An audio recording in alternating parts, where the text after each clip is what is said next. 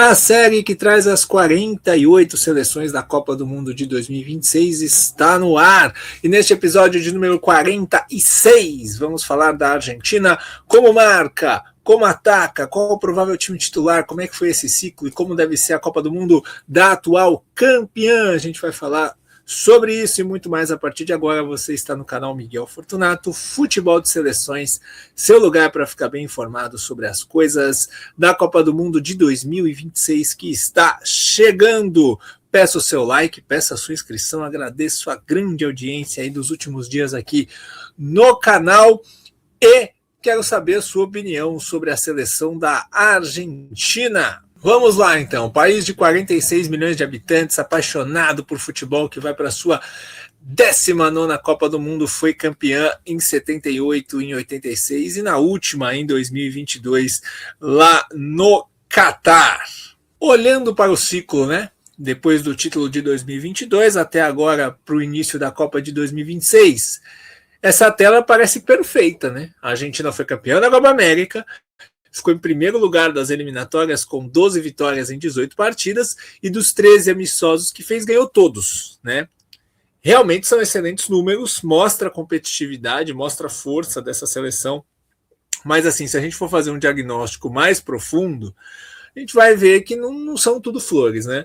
Na Copa América, a seleção da Argentina não jogou tão bem assim, né? Pegou um caminho mais fácil, porque a gente tinha Brasil, Uruguai, Colômbia, tudo de um lado, e do outro lado a gente tinha aí a Argentina num grupo com Canadá, Peru, Chile, aí cruzou com o Equador, que é um adversário realmente duro nas quartas, ganhou nos pênaltis, pegou o Canadá na semifinal, na final ganhou da Colômbia, enfim, não foi uma campanha jogando tão bem assim, mas assim, ser campeã jogando um futebol mais burocrático também é um mérito de uma seleção competitiva.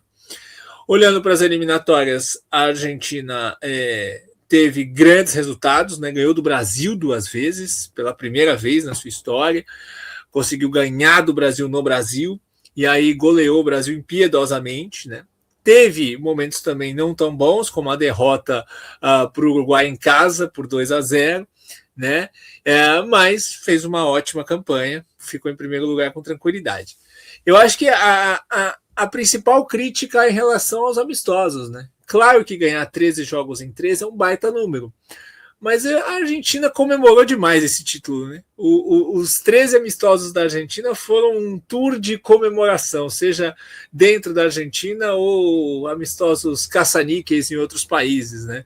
Foi um tour de comemoração ao título contra adversários, na grande maioria das vezes, irrelevantes, né? A Argentina teve Porto Rico, Zâmbia, Mauritânia, Angola, teve muitos jogos aí muito complicados.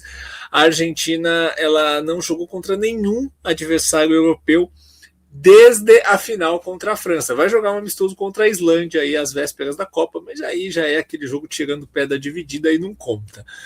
A Espanha estava no caminho, a finalíssima estava prevista, e assim, vamos falar o português claro, né? A Argentina fez de tudo para não jogar esse jogo contra a Espanha. Esse jogo acabou sendo cancelado e trocou o jogo contra a Espanha por um jogo contra Zâmbia e Mauritânia, né? Então, assim, questionável. Aí vão falar, no último ciclo a Argentina também jogou jogos contra adversários mais fracos e conseguiu se moldar seu time a partir disso para ser campeão do mundo. Mas assim, tudo bem, pode dar certo de novo, mas eu acho que cada ciclo é um ciclo. Eu acho que ali a Argentina estava recuperando confiança, se encontrando e deu certo. Mas será que essa tática é certa de novo? De não se testar, de não enfrentar adversários mais fortes fora do contexto? Não estou nem falando só europeus. Não jogou contra uma seleção forte africana, uma seleção forte asiática, uma seleção forte da CONCACAF, só contra adversários mais frágeis. Então, assim, eu questiono um pouco. Agora, se vai dar certo de novo ou se vai dar errado dessa vez, a gente só vai descobrir na Copa. Treinador é Lionel Scaloni, né? A escaloneta que desde 2018 vem aí encantando e conquistando principalmente, né? O Scaloni, ele que não tinha nenhum trabalho na carreira, ele assume ali como meio que um interino e foi ficando e foi dando certo. tanto que ele venceu os últimos 4 torneios que disputou. A gente pegando isso por um contexto de uma Argentina que estava há 20 e tantos anos sem ganhar nada, e aí de repente o Scaloni começa a ganhar tudo, é realmente um salto de competitividade que a gente tem que tirar o chapéu. Scaloni ganhou as 2 últimas Copas Américas, né? Que a Argentina disputou, ganhando uma contra o Brasil aqui no Brasil e ganhando essa última. Ganhou a finalíssima de 3-0 contra a Itália e ganhou a Copa do Mundo. Então, assim, tem que respeitar o trabalho do Scaloni. 8 anos de trabalho e só 9 derrotas. Então, assim, é realmente um sucesso a escaloneta até aqui. Vamos à lista da Argentina, então, para a Copa do Mundo. Os goleiros, o Dibu Martínez, fundamental no título da Copa e fundamental agora, né, no título da Europa League pelo Aston Villa, pegador de pênalti, né, goleiro que cresce em jogos decisivos. O Musso, goleiro do Atlético de Madrid, que ganhou titularidade aí com as lesões do Oblak, então ganhou uma boa casca, jogou mata-mata de Champions agora nessa temporada, jogou mata-mata de Copa do Rei contra o Barcelona, né? Que o Atlético de Madrid acabou sendo vice-campeão, enfim. O Yuhuli, goleiro do Olympique de Marseille, goleiro de 34 anos. Indo para a defesa, a gente tem 2 ausências aí, né? Uma por lesão do Foyt, que na minha opinião é o melhor defensor argentino da atualidade, jogador do Villarreal, que está fora, problema de LCA, e a do Senesi, que eu acho que ele devia ter levado. Eu acho que ele devia ter levado o Senesi, jogador do Bournemouth, mas enfim, a opção do treinador. A gente tem o Facundo Medina, jogador que joga de zagueiro lateral esquerdo do Marseille, o Baler de zagueiro do Marseille, o Montiel, jogador que já decaiu muito na carreira, né, apesar de só ter 29 anos, jogador do River, mas está aí, faz parte do grupo, né? A Argentina tem essa coisa do grupo muito fechado, muito unido, é difícil um jogador sair e é difícil um jogador entrar, né? O Tagliafico, lateral do Lyon, que também já viveu melhores momentos, tá já com 33 anos, o Molina do Atlético de Madrid, que é reserva do time do Simeone, o Otamendi com 38 anos, ainda é titular absoluto, é um líder desse elenco, né? O Cuti Romero, que dentre os convocados eu acho que é o melhor defensor da Argentina, jogador do Tottenham, mas que está com problema também muscular, e vamos ver que nível que ele vai estar, e o Lisandro Martínez, né, que conseguiu recuperar aí a sua forma física às vésperas da Copa, conseguiu jogar os últimos 3 jogos com o Manchester, depois de ficar um tempão fora, né, tinha sido lesionado em fevereiro. No meio a gente tem o Ezequiel Palacios, do Bayer Leverkusen, o Valentim Barco, que também pode ser lateral esquerdo, jovem, muito promissor, do Strasbourg, o Giovanni Lo Celso, do Betis, jogador aí de boa cadência no meio campo, boa qualidade de passe, o Nico Gonçalves, do Atlético de Madrid, muito versátil, pode jogar aberto dos 2 lados, pode ser um segundo atacante, pode ser até um lateral, jogador que é um carrapato defensivamente, né? O Giuliano Simeone, outro lutador, jogador que corre muito, que dá muita vitalidade para o time, também pode jogar aberto dos 2 lados. O Paredes, do Boca Juniors, né, que voltou da Roma para o Boca, está jogando aí, jogou a Libertadores, agora vai jogar a Sul-Americana pelo Boca. Outro jogador que também já passou da casa dos 30, o Almada, que perdeu espaço no Atlético de Madrid, né? O Almada virou reserva no Atlético de Madrid, com as chegadas do Baena e do Lukman, mas na seleção argentina ele tem muito cartaz, o Simeone gosta muito dele. O Rodrigo De Paul, que saiu do Atlético de Madrid e foi para o Inter Miami, uma decisão muito questionável, né? Essa coisa de devoção ao Messi, de quero estar junto do Messi, mas ele saiu do nível competitivo, né? Que nível chega o Rodrigo De Paul para a Copa do Mundo? O Alex McAllister, jogador do Liverpool, que teve a pior temporada dele no Liverpool, nessa agora. Não jogou tão bem, mas é um time que estava com muitos problemas. O Nico Paz, esse sim, uma grande notícia, né? Que jogador de bola é o Nico Paz, 21 anos, jogador do Como, da Itália, a grande sensação aí do futebol italiano na temporada. O Nico Paz é um talento daqueles, tem tudo para ser aí o sucessor do Messi, junto do Julián Álvares nessa seleção, né? Ser o time do Nico Paz, né? A seleção da Argentina, porque o talento desse menino é surreal. Enzo Fernandes, do Chelsea, apesar da temporada péssima do Chelsea, um grande jogador, né? Jogador que marca muito bem, arma muito bem, pisa muito bem na área para finalizar. E a gente tem no ataque o Lionel Messi, vamos ver em que nível que ele vai chegar, porque teve uma lesão agora, o Messi já está muito tempo no Miami, 38 anos, não é mais o mesmo Messi de antes, né? Já é um jogador mais veterano, que ainda se cuida bem, pode ajudar em contextos específicos, mas não é aquele cara que é um dos melhores jogadores do mundo da atualidade, é um jogador mais veterano, né? É importante entender esse contexto. O Julián Álvares, um craque na posição, né? Um dos melhores centroavantes do mundo no momento, quase conseguiu levar o Atlético de Madrid para a final da Champions, né? Faltou pouco. O Lautaro Martinez, um finalizador, goleador, né, lá da Internacional de Milão, não consegue ter o mesmo sucesso na seleção, né, mas é um jogador importante, jogador de peso. E o Flaco Lopes, né? O Flaco Lopes ganhou concorrência de outros jogadores aí, conseguiu estar na seleção da Argentina, atacante, que é bom para transição, se move bem em campo, então uma boa novidade aí no time do Scaloni. E assim, uma ausência que a gente não pode deixar de falar é a do Franco Mastantuono, né? Que é tido como uma joia do futebol argentino, acabou ficando de fora.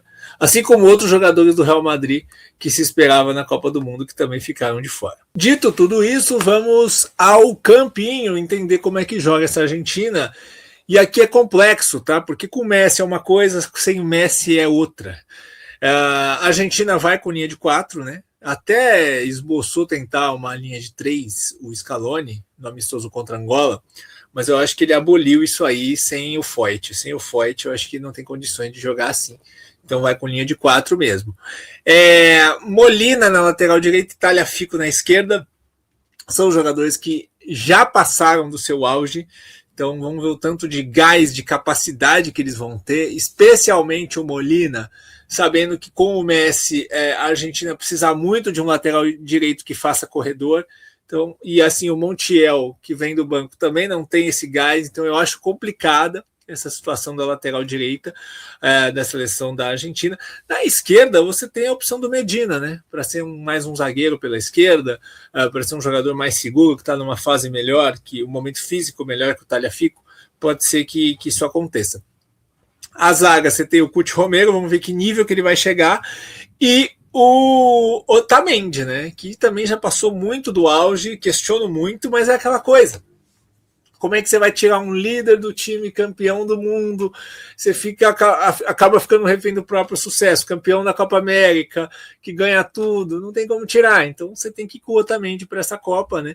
Eu já acho que a Argentina podia renovar essa posição, podia colocar o Lisandro aí como titular. Mas, enfim, né? Algumas vezes deu errado isso em história das Copas, né? Você é campeão, aí você vai com os mesmos caras para a Copa seguinte e aí acaba quebrando a cara, acaba caindo cedo. Enfim, vamos ver o que vai acontecer com a Argentina, né? Paredes deve ser o titular aí do meio-campo. Você pode pôr o Lo Celso como um jogador aí de mais qualidades, pode pôr o Palácios, mas eu acho que pela casca o Paredes vai ser titular.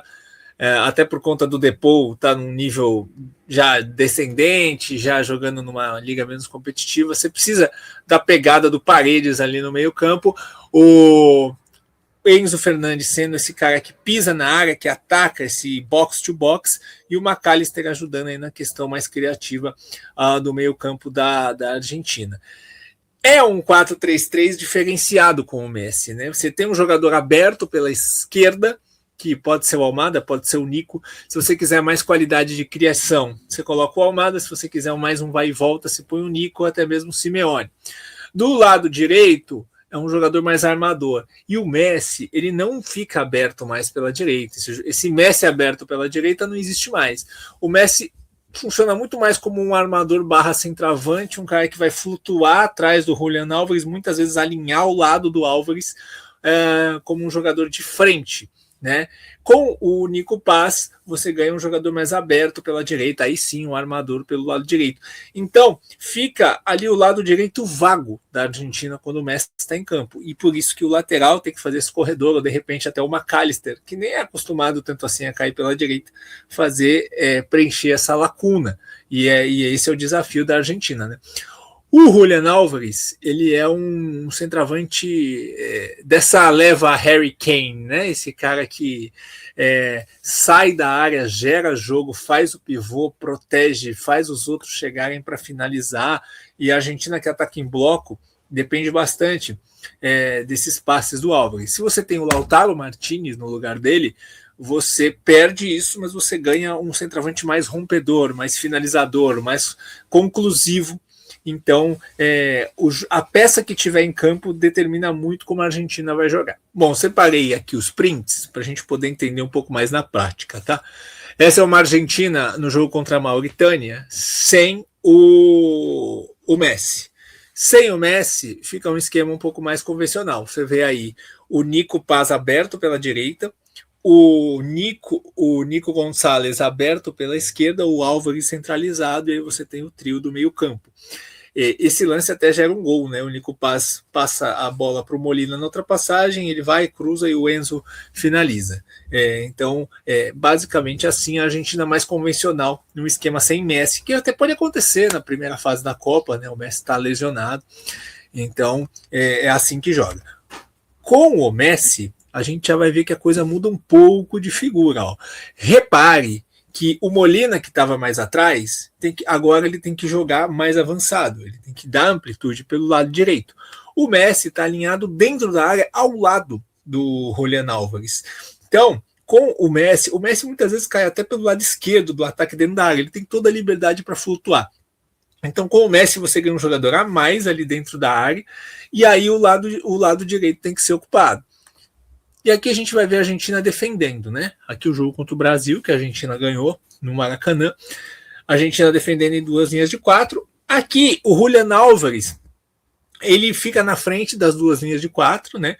Que a gente tem aí os 3 jogadores do meio campo, mais ali o cara aberto pela esquerda, que pode ser o Almada ou o Nico, fazendo essa linha.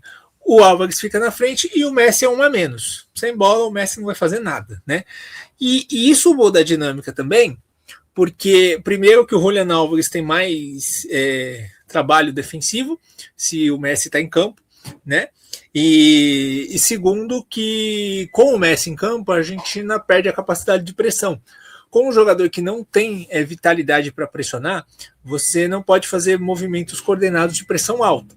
Então, com o Messi em campo, a Argentina vai ser uma seleção que vai marcar mais em bloco médio, tentar roubar bolas no meio e sair em transição.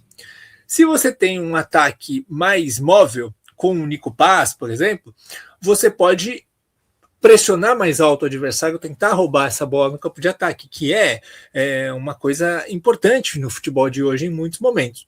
Então, assim, é ônus e bônus.